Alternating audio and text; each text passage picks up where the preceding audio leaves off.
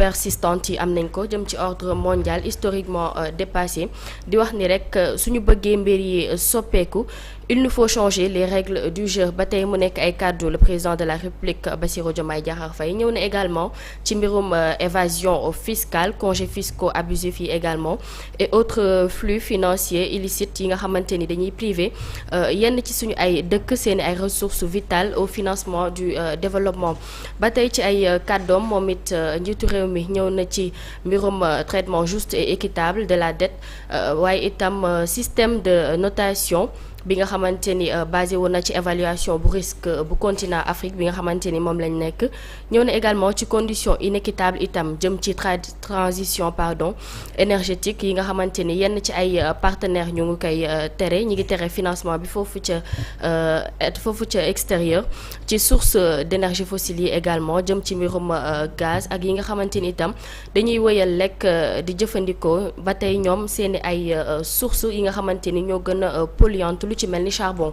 ba tey ci ay kàddoom moom le président de la République Bassirou Diomaye Diakhar Faye ñëw na ci mbirum architecture de la gouvernance politique bi nga xamante ni yaa ngi ko doon junj sànq économique également financière mondiale bi nga xamante ni hérité nañ ko ci deuxième guerre mondiale bi nga xam ni également composition wu yile organe ak kit processus décisionnel yi reflété wul réalité yi nga xamante ni moom lañ fi nemmeeku ba tey moom ci ay kàddoom moom wax na rek ni que à maintes reprises secrétaire général bu Nations Unies daal dina alerter ci risque bi nga xamante ni sur le risque de fragmentation de système international obsolète et non inclusif di wax également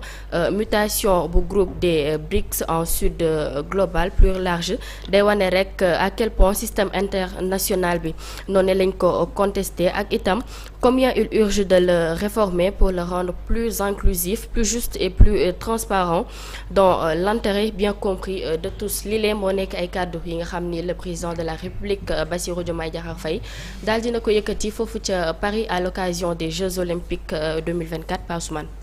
Pape Moussa mooy ni ci gàttal soppeeku dafa war a am à tous les niveaux ba ci ni jamonoy doxee jamono ji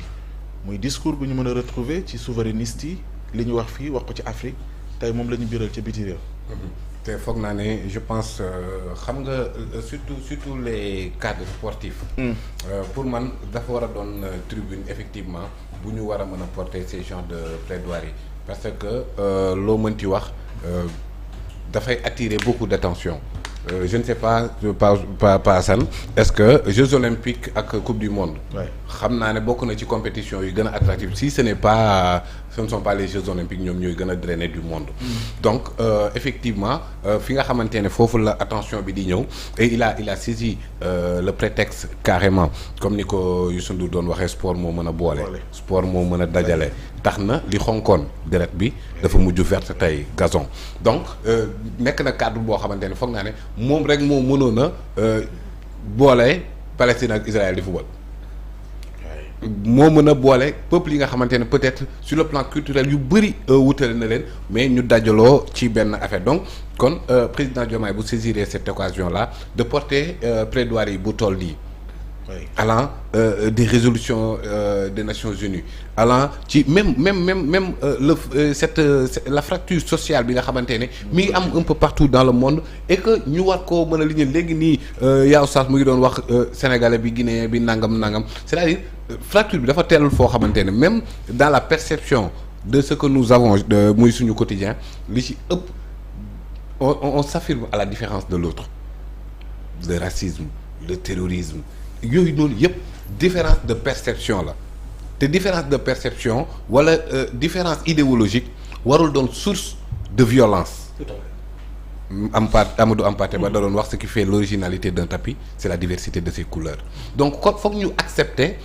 différence boobu noonu sociologue yi dañ ne l'indissociable sociabilité de l'homme c'est-à-dire pas Ousmane baax na wala bon na il faut que nga comparer ko ak leneen. comparaison boobu noonu kooku dafa indispensable yow ci sa identité pour nga xam donc on a assisté ci coupe du monde bi Qatar ñëw mais wane boppam aussi sur le plan culturel donc dafa war a boole te racisme bi tamit dafay feeñ même dafay feeñ ci sport bi mais dafay feeñ ci vécu quotidien wu àdduna bi il faut qu'on s'organise quoi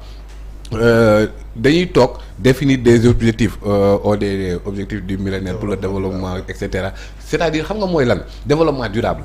mooy développement bi nga xamante ne ki koy dund à l'instant da koy sentir mais sans compromettre aussi les générations futures à satisfaire leurs besoins loolu dafa am solo jàpp naa ne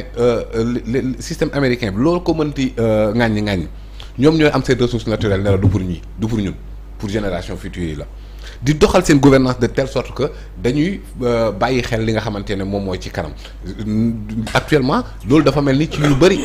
demeetul noonu. la production le système est obsolète. wax ni architecture non il faut de gouvernance ci wàllu économie ci wàllu finance ci wàllu politique. xam nga dafa dem ba dëppootul ak jamono lan la bëgg a feeñal foofu. non effectivement ci wax ni volonté mooy mën a soppi yëf yi ngir ñu mën a.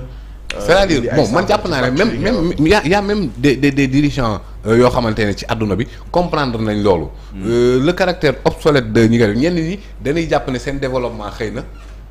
ci ñële la war a dépendre kon donc dañ ko dem jëli à n'importe quel prix dafay am réew am problème énergie dem ne xaaral ma taali ji ba la réew. pour jëli ko dafay am. ñoo xamante ne dañuy am une cadence de développement relative ne kañ dem dominer ji ñële. or gis nga moment yi ngay dund ay esclavage ay colonisation néocolonisation yooyu yëpp c'était légal ay textes ñoo ko doon prévoir léegi nag adduna bi moom moo doxalee noo xamante ne même si textes yooyu noonu amatul mais yi am actuellement sax dafay commencer temps bi di ko rattraper par cette caducité nag maintenant du temps il faut que ñu mën a am mécanisme bu ñu adapter lépp pour que peuple yëpp tout le monde se vale donc kenn ëppatul kenn leen foog ñu revoir beaucoup de choses dans la production des gaz à effet de serre am ñoo xamante ne seen i dund en dépend mais mënatul wéyee noonu conférence sur le climat le sport et cetera yooyu noonu yëpp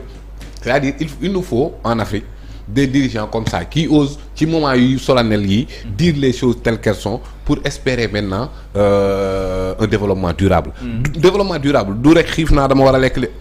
non mooy développement bi nga xamante ne dafay inscrire dans le long terme et parfois on manque de ça ponctualité bi conjoncture bi warul mën a tax ñu compromettre li nga xamante ne mooy lu structurel Abdou Diouf dafa doon wax la raison des moyens ne doit pas compromettre la raison de vivre